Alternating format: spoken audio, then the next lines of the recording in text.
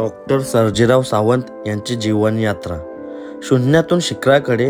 होय मित्रा, मानवसेना अधिकारी, कष्टकारी, दीनदुबल्यांना मदतकारी यांसारख्या शब्दांना जिवंत सार्थकी करणारे खरे कार्यकर्ते लोकप्रिय डॉक्टर सर्जेराव गणपतराव सावंत यांचा जीवन प्रवास आज आपण येथे जाणून घेत आहोत. सर्जेराव सावंत यांचा जन्म 1 जून 1956. यांचा जन्म सोलापूर जित्ती मंगलवाडा या छोट्याशा गावात झाला. सर्जेराव सावंत हे लहानपणापासून खेळांमध्ये आणि अभ्यासात हुशार होते. त्यांनी मंगलवेढा येथे प्राथमिक शिक्षण पुरे केले. जवळजवळ 1973 साली आईवडिलांच्या परोपकारी संस्कारामुळे पंढरपूरमध्ये शिक्षण सुरू असताना त्यांनी आजूबाजूच्या गावातल्या तरुण मुलांना शिक्षण, नोकरी इत्यादी विषयात मार्गदर्शन केले.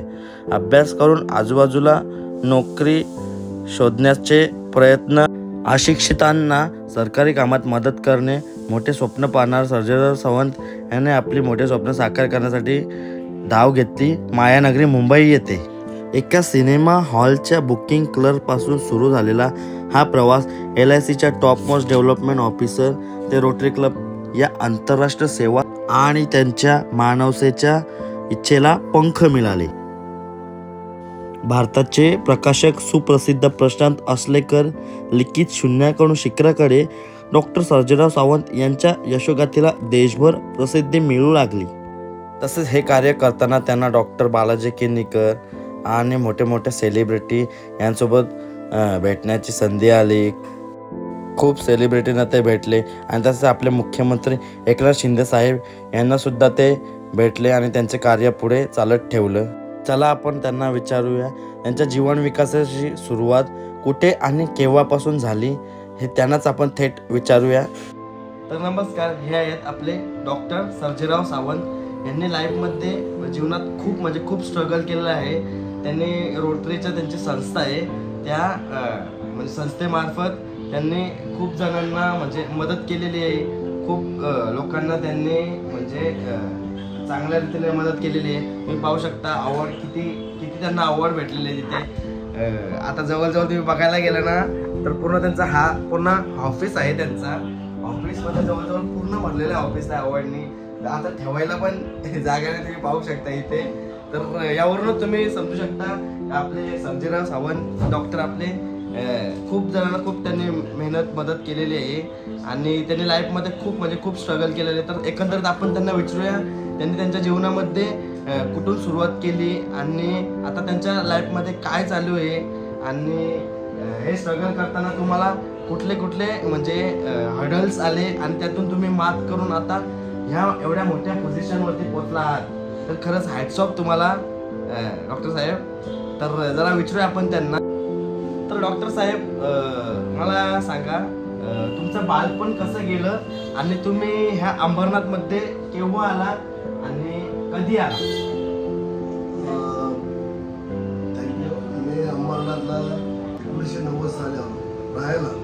असं अगोदर मी 1984 पासून LICमध्ये मी ऑफिसर उल्हासनगरला आलो. तिथून अंबरनाथ एरिया होता माझ्याकडे. अंबरनाथ एरियामध्ये खूप म्हणजे सगळं बाहेरने फिरलो. हा एरिया वांगणीपासून ते तुमचं वांगणी, सेलू, बदलापूर हे सगळे छोटी गावं मी पायाने फिरलो. आणि मी या ग्रामीण भागात LICचे एजंट नेमले. जवळजवळ माझ्याकडे 100पेक्षा जास्त एजंट माझ्याकडे होते. आणि मला सांगायला होतं मी LICमध्ये असताना सतत मी नंबर 1 होतो आणि रिटायर होईपर्यंत मी नंबर 1 होतो अंबरनाथसाठी. आणि मी माझं गाव जित्ती मंगळवेढा तालुक्यात आहे. त्या गावात माझा जन्म झाला, शेतकरी कुटुंबात. आणि आईवडील माझे अंगठा छाप होते. तरी पण माझी इज्जत होती की मला काहीतरी मोठं व्हायचं आहे. म्हणून मी गाव सोडून मुंबईला आलो. मुंबईला मी माल ट्रकमध्ये बसून आलो. मुंबईत एका ड्रायव्हरच्या मित्र होता, त्याने मला घेऊन आले. आणि मी पहिले 3 महिने असंच कुठं इकडं मित्राकडे राहा, पुण्याकडे राहा, कुठं पिठाई चिक्कीत राहा, असं मी दिवस काढून शेवटी मी पुढं आलो. आणि मला ईश्वराने साथ दिली, मुंबईपुरीने साथ दिली. मी LICत एक नामवंत डेव्हलपमेंट ऑफिसर झालो. ओके, धन्यवाद. तुम्ही खूप चांगल्या रीतीने म्हणजे लाईफमध्ये तुमच्या खूप स्ट्रगल केलंय तुम्ही. पांडुरंगाची इच्छाच होती तुमच्या पुढे म्हणून तुम्ही आज ह्या पोझिशनवर पोहोचलात. खरंच धन्यवाद, खूप छान खूप छान. तर मला सांगा ना, तुमचा पुढचा प्रवास कसा झाला? LIC नंतर तुम्ही कुठल्या क्षेत्रात गेले आणि त्या क्षेत्रामध्ये जिथे गेले तुम्ही, तर तो पुढचा प्रवास कसा होता तुमचा एकंदरीत? मला लहानपणापासून सामाजिक कार्याची आवड होती. मी जरी गावाला होतो तरी पण मी शेतकऱ्यासाठी मदत करायचं, त्यांना छोटे मोठे त्यांची तहसीलदार अपेक्षेची कामं मी करत होतो. तेव्हापासून मला समाज कार्य आवडत होतं आणि मी LIC पण माझी नोकरी अशी होती की सामाजिक सेवेसाठीच, म्हणजे जरी मला मी नोकर असलो तरी समाजाचे मला संबंध असताना असं पब्लिक ऑफिसर असं होतं मी, डेव्हलपमेंट ऑफिसर. आणि मी जवळजवळ 100पेक्षा जास्त एजंटांना मी त्यांना रोजगाराला उपलब्ध करून दिलं. आणि माझ्याकडे जे काम करणारे लोक आहेत त्यामध्ये पद्मश्री कल्पनाताई सरोजिनी पण काम केलं आणि मोठमोठे एजंट असे माझ्याकडे जवळजवळ 15 लोक कार्यपद्धती करतात. त्यानंतर मी असं LIC रिटायर झालो. रिटायर झाल्यानंतर मग मी त्या अगोदरच रोटरीमध्ये जॉईन होतो, रोटरीचं मेंबर होतो. नंतर मला एक इच्छा झाली की आपण आता रोटरीत इन्व्हॉल्व व्हावं आणि मी त्याच्या आपण दुसरा पक्ष किंवा राजकीय पक्षात न जाता आम्ही रोटरी जॉईन केले आणि त्या माध्यमातून मी समाजसेवेचं वृत्त घेतलं. मी 1994 साली रोटरीत जॉईन झालो.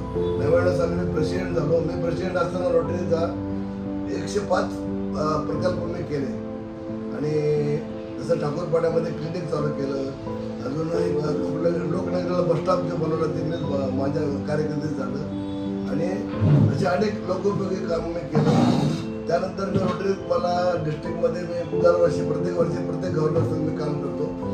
मी सर्व्हिस वीक रोटरी सेवा सप्ताहामध्ये खूप चांगलं काम केलं.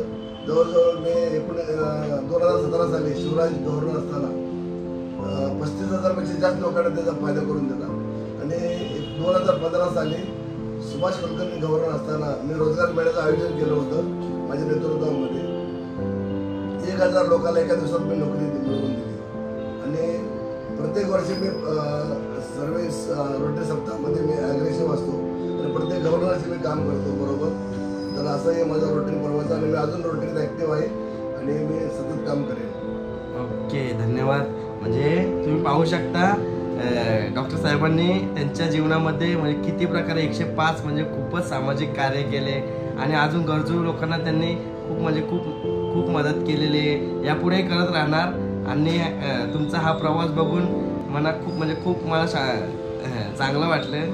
खरंच तुम्ही अशीच मदत करत राहा, आमचा खूप सपोर्ट राहील तुम्हाला. डॉक्टर सर्जेराव सावंत यांच्या जीवन प्रवासातून एक धडा नक्की मिळतो. तुमचा जन्म छोट्या खेड्यात झाला असेल किंवा मोठ्या, तुम्ही अभ्यासात हुशार असाल किंवा तुमचे पालक श्रीमंत असतील किंवा गरीब, तुमच्या भविष्याचा मार्ग काय आहे हे महत्त्वाचे नाही, पण मोठी स्वप्न पाहायची असतील तर संघर्ष करायची स्वप्ने तुमच्याकडे असलीच पाहिजेत. गाव, शहर, गरिबी, श्रीमंती आणि यश, संघर्ष आणि यश या सगळ्यांचा अनुभव घेऊन शून्यातून शिखराकडे पोहोचलेले श्री सर्जेराव सावंत आयुष्यात अजून पुढे जावं आणि मानवसेवेचे कार्य एका वेगळ्याच उंचीवर नेऊन ठेवावे असे आमचे श्री सर्जेराव सावंत. आपणास पुढील वाटचालीस खूप शुभेच्छा.